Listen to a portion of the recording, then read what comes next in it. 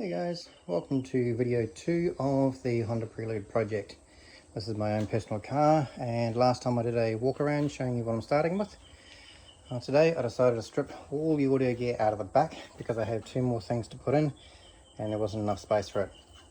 So originally in the first video you'd have seen an amp on that wall, one on that wall, a stiffening cap in the middle, and then an amp on each of these motorized doors.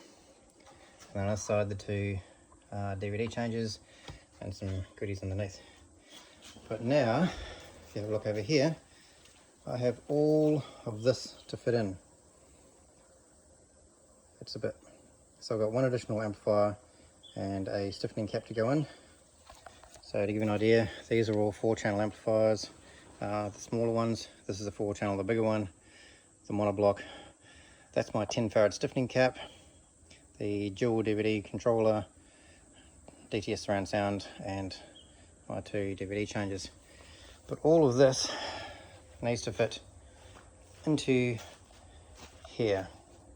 So my only limitations is this back wall cannot move because that's the back wall of my sub. So that's the actual wall of the sub. This is a false wall in front of it, so I can put screw holes in it. I can do spaces to hide the cabling, that kind of thing. I've got a cavity underneath, but it doesn't go very far because the other side of that is the bottom half to my bandpass subwoofer box.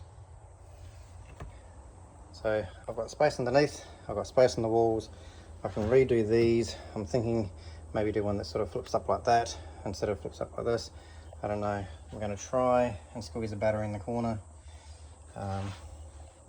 Yeah, open to suggestions. Send me some comments and let me know what you think might work, and we'll have a look. Thanks for watching and stay tuned for more progress.